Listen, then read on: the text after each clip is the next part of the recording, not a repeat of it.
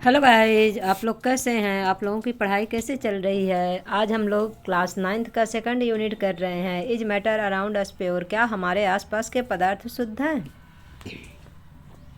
देखिए question number 1 क्या बोल रहा है। पदार्थ से आप क्या समझते हैं? मतलब मैटर जो है तो क्या होता है? पदार्थ वे होते हैं जो एक ही प्रकार के कणों से मिलकर बने होते हैं तथा उस पदार्थ में मौजूद सभी कण समान रासायनिक प्रकृति के होते हैं, जैसे सोना, तांबा आदि। मतलब जो आपकी धातुएं होती हैं वे क्या होती हैं? आपके जो है तो तत्व होते हैं। और ये आपके जो है तो एक समान जिसके कण एक प्रकार के जो समान कणों से मिलकर के बने होते हैं उन्हें क्या बोलते हैं? आपके तत्व बोलते हैं। और ये आपका फिर क्वेश्चन नंबर सेकंड क्या है? देखिए, समांगी और विषमांगी मिश्रण में क्या अंतर है आपका?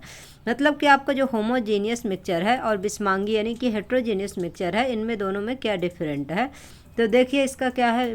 फर्स्ट पॉइंट देखिए, इसका एक समान संगठन होता है। जो आपका होमोजीनियस मिक्सचर होता है उसका एक समान संगठन होता है। जो आपका हेट्रोजीनियस मिक्सचर होता है इसका एक समान संगठन नहीं होता है। फिर सेकंड पॉइंट देखिए, इसमें विभिन्न अवयवों के बीच कोई स्पष्ट पृथक्करण सीमाएं नहीं होती हैं।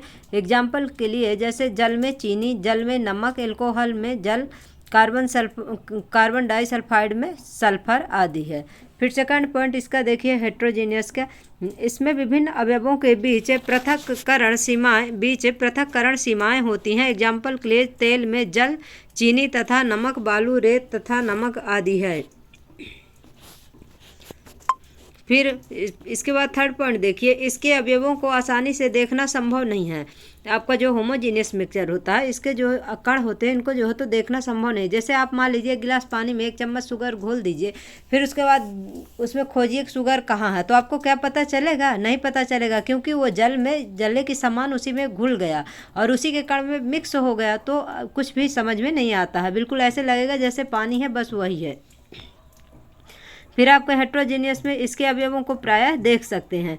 जैसे आपको बालू नमक मिला देंगे तो उसमें क्या हो जाएगा? नमक के कण तो महीन रहते हैं बालू के, लेकिन दोनों में क्या है? डिफरेंट रहता है।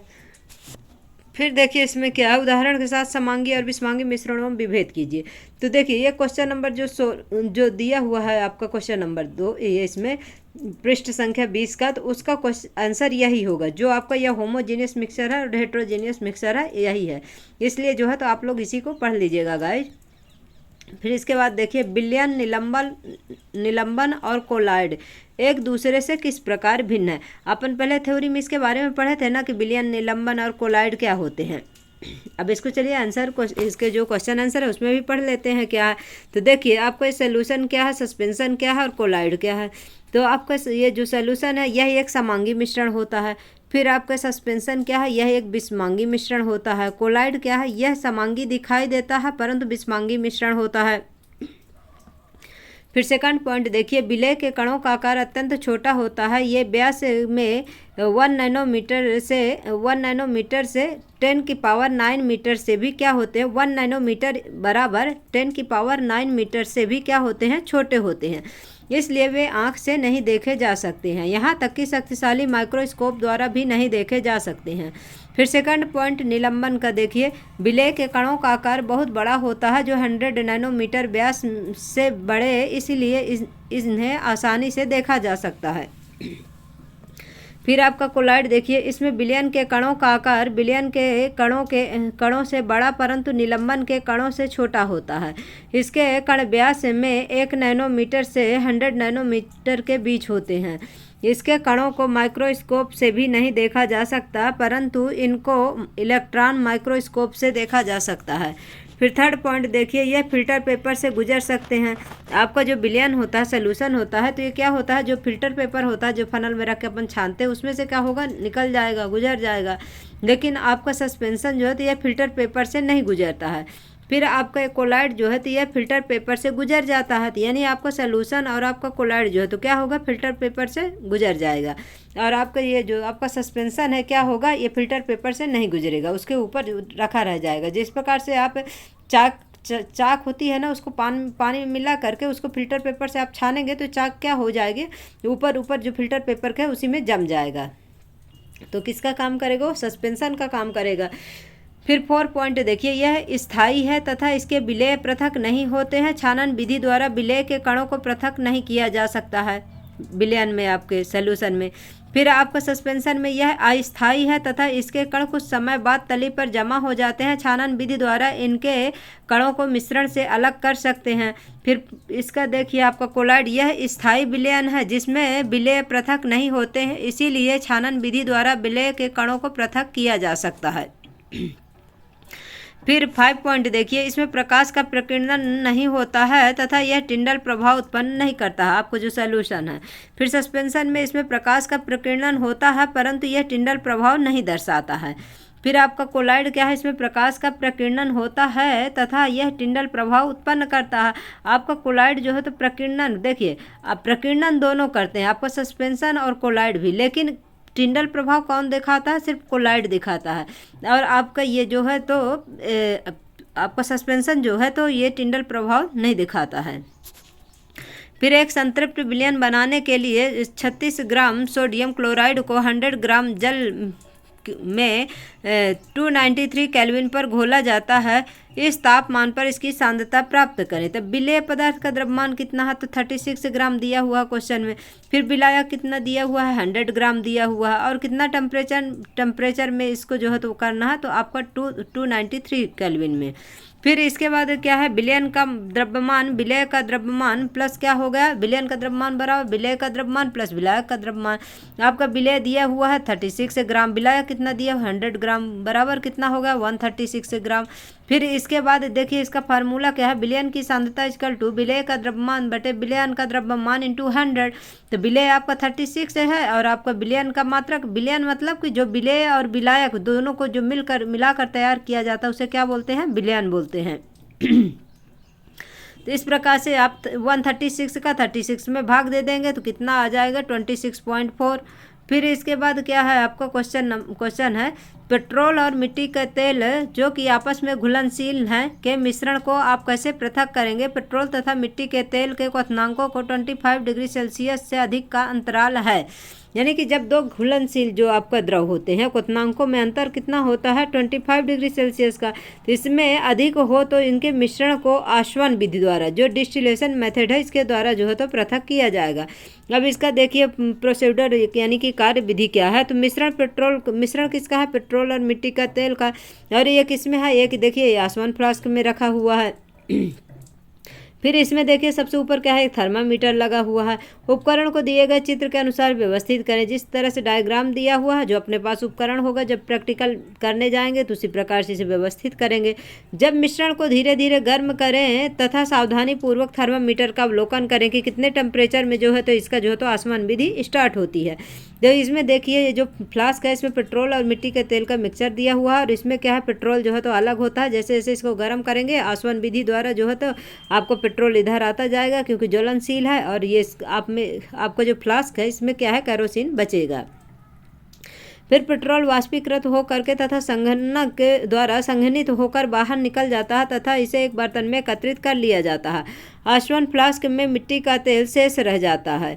सावधानी, पेट्रोल आदि ज्वलनशील पदार्थ है जिसमें आसानी से आग लग जाती है, इसलिए क्या करना चाहिए, सावधानी रखना चाहिए। फिर पृथक करने की सामान्य विधियां के नाम लिखे। अब देखिए जैसे दही से मक्खन को अलग करना है, समुद्री जल से नमक को अलग करना है, नमक से कपूर को अलग करना है, तो कौन सा मेथड लगेगा। तो दही से मक्खन को अलग करने के लिए आपका सेंट्रीफ्यूगेशन या केंद्रण विधि लगेगा। समुद्री जल से नमक को अलग करने के लिए इवेपोरेशन या वाष्पीकरण विधि लगेगी। फिर आपका नमक से कपूर को अलग करने को कौन सी विधि है, ऊर्ध्वपातन या सब्लिमेशन मेथड है। फिर क्वेश्चन नंबर 3 देखिए, क्रिस्टलीकरण विधि से किस प्रकार के मिश्रणों को पृथक किया जाता है। क्रिस्टलीकरण विधि का प्रयोग ठोस पदार्थों को शुद्ध करने में किया जाता है। उदाहरण के लिए समुद्री जल से प्राप्त नमक में बहुत सी अशुद्धियां होती हैं जिन्हें दूर करने के लिए क्रिस्टलीकरण विधि का उपयोग किया जाता है। फिर देखिए निम्न को रासायनिक और भौतिक परिवर्तनों में वर्गीकृत करें। पेड़ों को काटना जैसे आपका क्या है, ये देखिए आपका ये फिजिकल है, भौतिक परिवर्तन। मक्खन का एक बर्तन में पिघलना क्या है, भौतिक परिवर्तन। अलमारी में जंग लगना क्या है, आपका रासायनिक परिवर्तन है। जल को उबालकर वाष्प बनाना क्या है और वाष्प से जल बनाना क्या हो गया, भौतिक परिवर्तन हो गया। विद्युत तरंग का प्रवाहित होना तथा उसका हाइड्रोजन और ऑक्सीजन में विघटन होना क्या हो जाएगा आपका, ये रासायनिक परिवर्तन हो जाएगा। जल में साधारण नमक का घुलना क्या हो जाएगा आपका, भौतिक परिवर्तन हो जाएगा, क्योंकि नमक घुल जाएगा फिर उसको वाष्पीकरण करेंगे तो उसमें फिर से नमक बच जाएगा। फलों से सलाद बनाना क्या हो जाएगा आपका, तो ये आपका भौतिक परिवर्तन है। लकड़ी और कागज का जलना क्या है आपका, रासायनिक परिवर्तन है। इस प्रकार से इसमें जो है आपको छांटना है कि कौन सा इनमें जो ये प्रोसेस दिए हुई हैं इसमें से कौन सा रासायनिक परिवर्तन है और कौन सा भौतिक परिवर्तन है।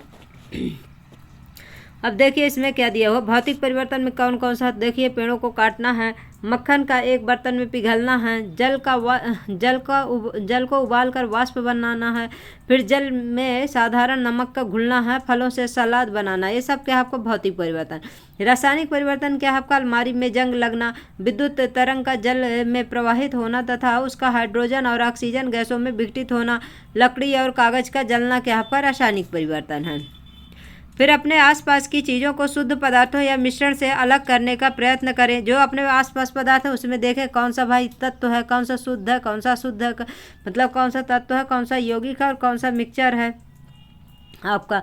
शुद्ध पदार्थ में तांबा, सोना, नमक, चीनी, आश्रित जल, चांदी, लोहा, हीरा, एल्कोहल आदि है। मिक्सचर में क्या है, नल का जल हो गया, दूध हो गया, वायु हो गया, स्टील हो गया, नमक का घोल हो गया, मिट्टी का तेल हो गया, आइसक्रीम हो गया, सोने के बने आभूषण, पीतल, कांसा आदि क्या है आपका, ये मिक्सचर है, यानी मिश्रण है।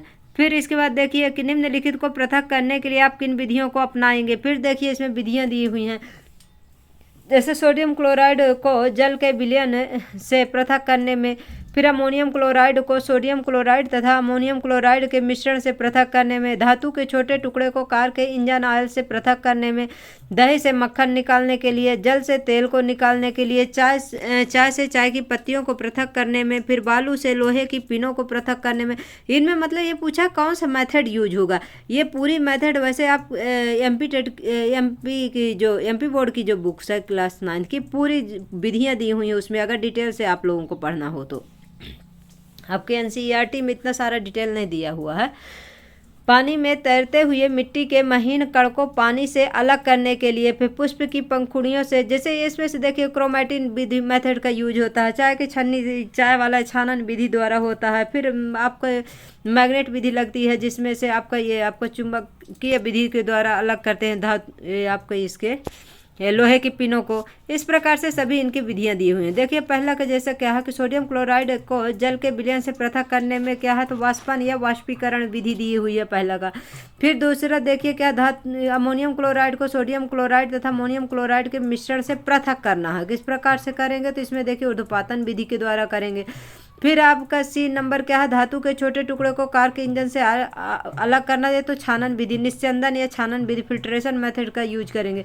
फिर दही से मक्खन निकालने के लिए डी पॉइंट जो है तो उसका क्या होगा, केंद्रण या सेंट्रीफ्यूगेशन विधि है। फिर आपका ई क्या है, जल से तेल को निकालने के लिए क्या करेंगे आपका ई का तो पृथक्करण कीप फनल के द्वारा, यानी कि सेपरेटिंग फनल विधि को यूज करेंगे इसमें। फिर चाय से चाय की पत्तियों को पृथक करने के लिए क्या करना होगा, आपका छानन विधि का यूज होगा, छानन विधि होगा, फिल्ट्रेशन होगा। फिर आपका ये बालू से लोहे की पिनों को पृथक करने में, बालू से पिनों को कैसे करेंगे, चुंबकीय पृथक्करण यानी कि मैग्नेटिक सेपरेशन विधि द्वारा करेंगे। फिर आपका क्या है, भूसे से गेहूं के दानों को पृथक करने के लिए क्या होगा, आपका विनोइंग विधि होगी या फटकन विधि होगी। फिर आपका क्या है, पानी में तैरते हुए मिट्टी और महीन कण को क्या करना है, उसको महीन जो कण है उनको जो है तो बैठाना, उसके लिए क्या आपको करना होगा, आपको ये भारण फिटकिरी का उपयोग करना होगा, एलम का उपयोग करना होगा। फिर पुष्प की पंखुड़ियों के निचोड़ से विभिन्न रंजकों को पृथक करना यानी कि रंगों को अलग करना, तो उसके लिए क्या है क्रोमेटोग्राफी विधि है। फिर देखिए क्वेश्चन इसमें दिया हुआ कि चाय तैयार करने के लिए आप किन किन चरणों का प्रयोग करेंगे, यानी कि आपके पास ये सभी पदार्थ दिए हुए हैं, जैसे विलयन दिया है, विलायक दिया है, विलय दिया, घुलनशील, अघुलनशील, घुले, फिल्ट्रेट तथा शब्दों का प्रयोग कर, यानी कि इसमें सबसे पहले आप किसका यूज करेंगे। तो देखिए सर्वप्रथम पात्र में 1 कप पानी विलायक के रूप में लीजिए, यानी कि सबसे पहले अपन क्या लेंगे, विलायक लेंगे, फिर उसमें विलय लेंगे, विलय में आपको जैसे चीनी हो गया, फिर इसके बाद आपको जल तथा चीनी मिल जाएगा तो फिर उसे क्या बोलेंगे, विलायक बोलेंगे, है ना। यानी कि जब तीनों दो दो चीज़ मिल जाएगा तो उसके बाद क्या बने जाएगा, उसका विलयन बन गया। सबसे पहले तो विलायक है जो ज़्यादा मात्रा में है, जो कम मात्रा में है विलेय है, और जब विलेय और विलायक मिल जाएंगे तो क्या बन जाएगा, विलयन बन जाएगा। तो तीसरा आपका क्या हो गया, विलयन हो गया। फिर आपको जल में चीनी का विलयन प्राप्त होगा, क्योंकि चीनी क्या है, एक घुलनशील। अब इसमें बताना क्या घुलनशील, फिर उसके बाद घुलनशील आएगा। अब इसके बाद आप आधा चम्मच चाय की पत्ती डालिए, जो क्या होगी, अघुलनशील होगा चाय की पत्ती आपका। फिर इसके बाद 1 कप दूध डालकर 5 मिनट तक पुनः उबालिए। आप छन्नी से, मतलब लास्ट पॉइंट क्या होगा, छन्नी से इसे छानिए और आपको चाय घुले यानी फिल्टरेट तथा चाय की पत्तियों छन्नी के ऊपर क्या होगा, अवशेष के रूप में प्राप्त होगा। यानी कि ये जो शब्द दिए हुए हैं आपको, विलयन, विलेय, विलायक, घुलन, अघुलनशील, इसे क्या करना है, मतलब क्रम में इसको जो है तो जमाना है एक प्रकार से। कहने का मतलब सबसे पहले अपन जो है तो जैसे विलयन लिए, फिर विलेय लिए, फिर विलायक लिए, फिर घुलने वाला पदार्थ लिए, फिर अघुलनशील पदार्थ लिए, फिर लास्ट में क्या सा होगा, फिल्टरेट, यानी कि छानेंगे जो चाय बन जाएगी। तो ये है। फिर देखिए क्वेश्चन नंबर 3 में क्या है, प्रज्ञा ने 3 अलग अलग पदार्थों की घुलनशीलताओं को विभिन्न तापमान पर जांचा तथा नीचे दिए गए आंकड़ों को प्राप्त किया। प्राप्त हुए परिणामों को 100 ग्राम जल में विलेय पदार्थ की मात्रा को संतृप्त विलयन बनाने हेतु पर्याप्त है, निम्नलिखित तालिका में दर्शाया गया है। अब देखिए इसमें आपका क्या है, विलेय पदार्थ है, फिर इसमें क्या है, तापमान किसमें दिया हुआ, आपका केल्विन में दिया हुआ है। फिर कौन कौन सा आपको पदार्थ दिया हुआ है, तो देखिए पदार्थ में 4 प्रकार 4 दिए हुए हैं आपका पदार्थ। पोटेशियम नाइट्रेट दिया हुआ है, सोडियम क्लोराइड दिया हुआ, पोटेशियम क्लोराइड दिया हुआ, अमोनियम क्लोराइड दिया। अब घुलनशीलता इनकी ज्ञात करना है, तो क्या करना है, देखिए कि 50 ग्राम जल में 313 केल्विन पर पोटेशियम नाइट्रेट के संतृप्त विलयन को प्राप्त करने के लिए कितने ग्राम पोटेशियम नाइट्रेट की आवश्यकता होगी। अब इसमें से किसका निकालना, आपको पोटेशियम नाइट्रेट का निकालना है। फिर बी में क्या पूछा कि प्रज्ञा ने 353 केल्विन पर पोटेशियम क्लोराइड का एक संतृप्त विलयन तैयार करती है और विलयन को कमरे के तापमान पर ठंडा होने के लिए छोड़ देती है। जब विलयन ठंडा होगा तो वह क्या अवलोकित करेगी, स्पष्ट करे। फिर सी पॉइंट देखिए कि 293 केल्विन पर प्रत्येक लवण की घुलनशीलता का परिकलन करें, इस तापमान पर कौन सा लवण सबसे अधिक घुलनशील होगा। फिर डी पॉइंट देखिए, तापमान में परिवर्तन से लवण की घुलनशीलता पर क्या प्रभाव पड़ता है। यानी कि ये चारों को क्या करना, अपने को सॉल्व करना है। अब देखिए आपका क्या दिया हुआ, देखिए इसमें सॉल्व दिया हुआ है क्वेश्चन। अगर आप लोगों को क्वेश्चन नहीं समझ में आए तो आप हमें कमेंट करिएगा, हम जरूर इसको सॉल्व करके फिर से बताएंगे, लेकिन करेंगे तो बन जाएगा, कोई बड़ी बात नहीं है, इतना भी कठिन नहीं है। बट ना समझ में आए तो ज़रूर कमेंट करिए। चूँकि 100 ग्राम जल में 313 केल्विन पर किसका, पहला ही अपन पढ़े हैं पोटेशियम नाइट्रेट। पोटेशियम नाइट्रेट का फार्मूला क्या है, KNO3। देखिए हम इसके पहले जब आपको बताए हैं तो उसमें आपको एक फार्मूला भी बता चुके हैं इसी सेकंड यूनिट में, इसलिए जो है तो आप लोग एक बार फार्मूला पढ़ लीजिएगा उसमें से, जब थ्योरी कराए हैं तो आप लोगों को जल्दी समझ में आएगा। का संतृप्त विलयन प्राप्त करने हेतु इसकी मात्रा कितनी है, 62 ग्राम है। अब इसकी जो है तो 50 ग्राम जल में 313 केल्विन पर पोटेशियम नाइट्रेट की मात्रा ज्ञात करना है। तो 62 ग्राम आपका क्या है, ये आपका जो है तो 62/100 × 50, यानी 50 ग्राम आपका जल दिया हुआ है। ये पोटेशियम नाइट्रेट का इसका निकालना होगा। जैसे पोटेशियम का कितना होता है, नाइट्रोजन का कितना होता है, ऑक्सीजन का कितना होता है, इनका सबका जो है तो आपका परमाणु क्रमांक पता होगा तभी आप निकाल पाएंगे। इनका तीनों को मिला के कितना हो जाएगा, 62 हो जाएगा, 100 × 50 हो जाएगा। इस प्रकार से आपको 31 ग्राम प्राप्त होगा। फिर पोटेशियम क्लोराइड के संतृप्त विलयन को जब ठंडा किया जाता है तो प्रज्ञा ने अवलोकन किया कि ठोस पोटेशियम क्लोराइड अर्थात पोटेशियम क्लोराइड के क्रिस्टल विलयन से पृथक हो गए हैं, क्योंकि ठंडा करने पर घुलनशीलता घटती है तथा ठोस पोटेशियम नाइट्रस ऑक्साइड का क्या हो जाएगा, क्रिस्टल प्राप्त होगा। फिर 293 केल्विन पर प्रत्येक लवण की घुलनशीलता इस प्रकार से, पोटेशियम नाइट्रेट कितना प्राप्त होता है, 32 ग्राम प्राप्त होता है। सोडियम क्लोराइड जो है 36 ग्राम प्राप्त होता है। पोटेशियम क्लोराइड आपको 35 ग्राम प्राप्त होता है। अमोनियम क्लोराइड जो है आपको 37 ग्राम प्राप्त होता है। और डी नंबर का जो क्वेश्चन, तो डी नंबर में क्या पूछा है कि ताप में वृद्धि करने पर किसी लवण की क्या होती है, घुलनशीलता बढ़ती है तथा ताप में कमी होने पर घुलनशीलता घटती है। यानी कि घुलनशीलता, जैसे आप यही देखिए चाशनी जब बनाते हैं तो उसमें देखिए क्या होगा, जैसे आप 1 गिलास पानी डालते हैं और उसमें 1 किलो चीनी डालते हैं तो उसके बाद क्या उसमें 1 गिलास पानी में घुल जाएगा, नहीं घुलेगा। उसके लिए अपन क्या करते हैं, उसमें टेम्परेचर देते हैं। जब टेम्परेचर देते हैं तो क्या होता है, धीरे धीरे करके घुलने लगता है। इस प्रकार से अगर किसी भी पदार्थ में जो ताप टेम्परेचर बढ़ाएंगे तो क्या होगा, उसकी घुलनशीलता ऑलरेडी बढ़ेगी। फिर देखिए निम्न के उदाहरण सहित व्याख्या करें। अब संतृप्त विलयन शुद्ध पदार्थ कोलाइड और निलंबन, ये क्या है आपका संतृप्त विलयन क्या है, जब किसी दिए गए ताप पर किसी विलेय की और अधिक मात्रा उस विलायक में नहीं घुल सकती तो उस विलयन को संतृप्त विलयन कहा जाता है। यानी कहने का मतलब जितनी कैपेसिटी है उतना ही घुलेगा, अगर उससे ज़्यादा वो आप चाहेंगे कि घुले तो नहीं घुलेगा, तो उसे क्या बोलेंगे आपको, स्टैंडर्ड सोल्यूशन या संतृप्त विलयन। फिर बी पॉइंट देखिए, प्योर सब्सटेंस क्या है। शुद्ध पदार्थ वह है जो एक ही प्रकार के कणों से मिलकर के बना होता है तथा उसमें मौजूद सभी कण क्या होते हैं, समान रासायनिक प्रकृति के होते हैं। जैसे क्या है आपका सोना चांदी है, ये क्या है, समान रासायनिक प्रकृति के होते हैं। फिर आपका कोलाइड क्या है, कोलाइड विलयन वे हैं जिसमें विलय के कणों का आकार विलयन से बड़े परंतु निलंबन से छोटे होते हैं।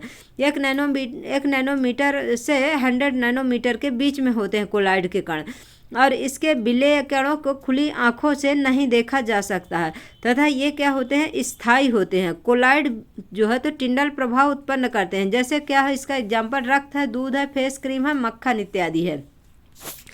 फिर आपका सस्पेंशन क्या है, निलंबन एक विषमांगी मिश्रण होता है जिसमें विलेय पदार्थ के कण घुलते नहीं हैं बल्कि माध्यम की समष्टि में निलंबित रहते हैं। ये निलंबित कण आंखों से देखे जा सकते हैं। यदि मिश्रण को कुछ देर तक बिना हिलाए छोड़ दिया जाए तो ठोस कण नीचे बैठ जाता है, जैसे कीचड़ का पानी, रेत का पानी, चाक पाउडर तथा पानी में चूना इत्यादि है, पत्थर इत्यादि। फिर क्वेश्चन नंबर 5 देखिए, निम्नलिखित में से प्रत्येक को सममांगी और विषमांगी मिश्रणों में वर्गीकृत करें। सोडा, जल, लकड़ी, बर्फ, वायु, मिट्टी, सिरका, छनी हुई चाय। यानी कहने का मतलब यह है कि ये जो पदार्थ दिए हुए हैं इसमें से कौन सा सममांगी मिश्रण है, कौन सा विषमांगी मिश्रण है, अपने को ये बताना है। तो आपका सममांगी मिश्रण क्या है, सोडा जल है, बर्फ है, वायु है, सिरका है, छनी हुई चाय है। क्या है आपका सममांगी मिश्रण है। विषमांगी में क्या आ गया आपका, लकड़ी और मिट्टी हो गई। आप किस प्रकार से पुष्टि करेंगे कि दिया हुआ रंगहीन द्रव शुद्ध जल है। यदि वायुमंडलीय दबाव पर दिया हुआ रंगहीन द्रव 100 डिग्री सेल्सियस पर उबलता है तो हम कह सकते हैं कि दिया गया रंगहीन द्रव शुद्ध जल है, क्योंकि शुद्ध पदार्थ में क्वथनांक तथा गलनांक फिक्स्ड होता है। निम्नलिखित में से कौन सी वस्तुएं शुद्ध हैं इसमें से। अब देखिए आपका क्या है, बर्फ है, दूध है, लोहा है, हाइड्रोक्लोरिक अम्ल, कैल्शियम ऑक्साइड, पारा, ईंट, लकड़ी, वायु। अब इनमें बताना है आपको कौन सा शुद्ध है, कौन सा क्या है। अब देखिए, निम्नलिखित वस्तुएं शुद्ध पदार्थ है आपका क्या है, बर्फ है, लोहा है, यानी जिसमें एक समान कण होंगे, एक ही प्रकार का होगा, वही शुद्ध है आपका। और ये क्या हो गया, हाइड्रोक्लोरिक अम्ल हो गया, कैल्शियम ऑक्साइड हो गया, पारा हो गया। फिर निम्नलिखित मिश्रणों में से विलयन की पहचान करें। आपकी मिट्टी जो है तो क्या है, मिक्सचर है। समुद्री जल क्या है आपका, लिक्विड है। वायु क्या है, मिक्सचर है। कोयला जो है तो ये आपका सॉलिड है। और सोडा जल क्या है आपका, ये जो है तो इसमें से अपने को सिर्फ यही ढूंढना है, क्या खोजना, इसमें से विलयन। विलयन कौन है, समुद्री जल है, क्योंकि जिसकी मात्रा ज़्यादा होगी वो क्या हो जाएगा, विलयन हो जाएगा आपका। सोडा जल क्या है आपका, विलयन है। इस प्रकार से क्या पहचानना, कहने का मतलब इसमें जो चीज़ घुले, जैसे सोडा जल है तो इसमें जो है तो आपको पता नहीं चलेगा कि उसमें विलेय कौन सा है, विलायक कौन सा है, इसलिए ये क्या है आपका विलयन है। यानी कि जिसमें जो विलायक में जो विलेय मिल जाता है उसके बाद जो सॉल्यूशन तैयार होता है उसे क्या बोलते हैं, विलयन बोलते हैं। तो इसमें जो क्वेश्चन दिया हुआ है इसमें अपने को ये सिर्फ ये बताना है कि विलयन कौन सा है। तो इसमें विलयन जो है आपका तो समुद्री जल है और सोडा जल है। मिट्टी तो आपका मिक्सचर में आ जाएगा। निम्नलिखित में से कौन टिंडल प्रभाव को प्रदर्शित करेगा। नमक का घोल, दूध, कॉपर सल्फेट का विलयन और स्टार्च विलयन। तो इसमें तो आपका दूध करेगा और ये आपका स्टार्च विलयन करेगा, क्योंकि ये क्या है, कोलाइड विलयन है। फिर निम्नलिखित को तत्व यौगिक तथा मिश्रण में वर्गीकृत करिए। अब इसमें से जो सोडियम दिया हुआ है, सोडियम, मिट्टी, चीनी का घोल, चांदी, कैल्शियम कार्बोनेट, टिन, सिलिकॉन, कोयला। अब इसमें से जैसे आपका जो धातुएं हैं आपकी, तो जैसे चांदी हो गया, टिन हो गया आपका, ये सब सोडियम हो गया, ये क्या है, धातु है। ये क्या किस में आ जाएंगे, तत्व में आ जाएंगे। यौगिक जैसे कैल्शियम कार्बोनेट हो गया आपका, ये क्या हो जाएगा, यौगिक हो जाएगा। मिश्रण में मिट्टी आ जाएगी। इस प्रकार से इसे जो है तो फिर क्या है, वायु के है तो ये भी मिश्रण में आ जाएगा। साबुन है, मीथेन है, कार्बन डाइऑक्साइड, ये भी मिश्रण है। रक्त क्या है आपका, इसमें रक्त जो है तो ये भी मिश्रण। अब देखिए इसमें से कौन कौन सा तत्व में क्या आ गया, सोडियम है, चांदी है, टिन है, सिलिकॉन है। आपका ये क्या है, एक ही प्रकार के जो रासायनिक गुणों से बने होते हैं उन्हें क्या बोलते हैं, जैसे तत्व बोलते हैं, जिनके एक ही समान कण होते हैं। यौगिक क्या क्या होते हैं, यानी कि दो पदार्थों से जो मिलकर के बना होता है उसे आप क्या बोलेंगे, यौगिक बोलेंगे। जैसे कैल्शियम कार्बोनेट क्या है, जैसे कैल्शियम और कार्बोनेट दो पदार्थों से मिलकर बना है तो क्या है, यौगिक है आपका। मिश्रण क्या है, जो कई पदार्थों से मिलकर के बने होते हैं, यानी कि मिश्रण यौगिक में सिर्फ दो ही मिलते हैं, लेकिन मिश्रण में और भी मिलते हैं, अदर रहते हैं, इसलिए भी बनते हैं। फिर आपका यौगिक क्या है, कैल्शियम कार्बोनेट है और मेथेन है, साबुन है, कार्बन डाइऑक्साइड है, ये क्या है, यौगिक है। और इसमें मिश्रण में क्या है, चीनी का घोल है, मिट्टी है, वायु है, कोयला है, रक्त है।